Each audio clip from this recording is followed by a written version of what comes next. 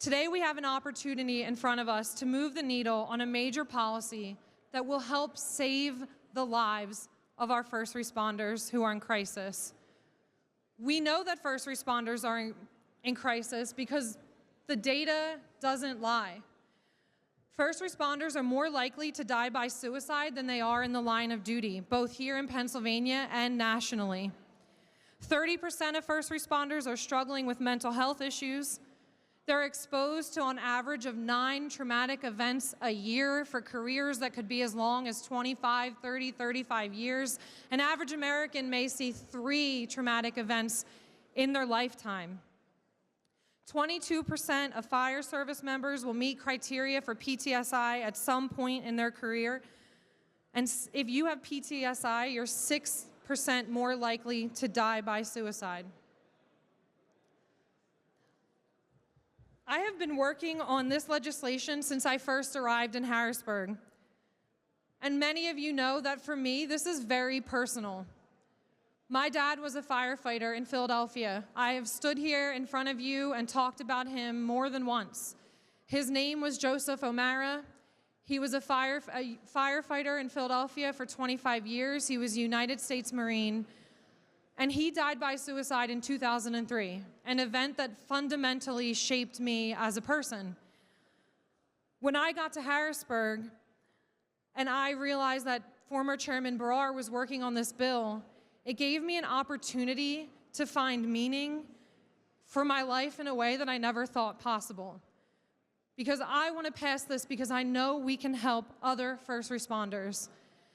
It has taken us a long time to get to this point, and so I know many of you want to go, but there are a few people that I need to thank.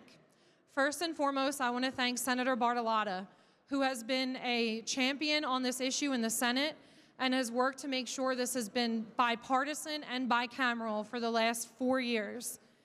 I would be remiss if I didn't thank Chairman Solomon and Chairman Gillen, their EDs, Mike Hillman and Sean Harris, our fellow co-primes, Representative Brennan, Kahn, Scott, and Rigby, Senator Robinson, who moved this bill in the Senate, the mayor of Allentown, who helped us advocate for this, and countless first responders. Some are here today. To the first responders who have helped me,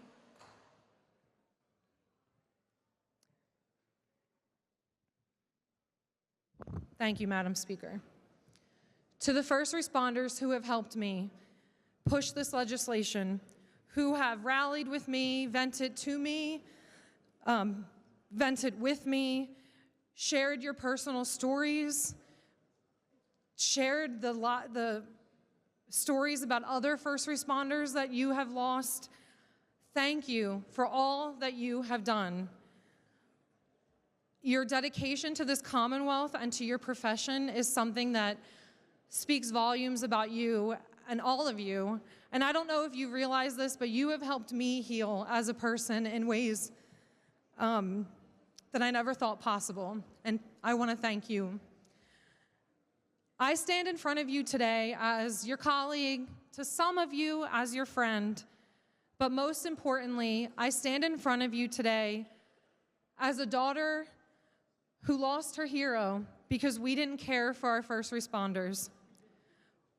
We have today before us an opportunity to do the right thing, an opportunity to vote yes on a bill that will have life-saving implications, an opportunity to put partisanship aside to support our first responders, to let these workers know that we stand with them, that you stand with them, and an opportunity to demonstrate to all Pennsylvanians that we value mental health just as much as we value physical health.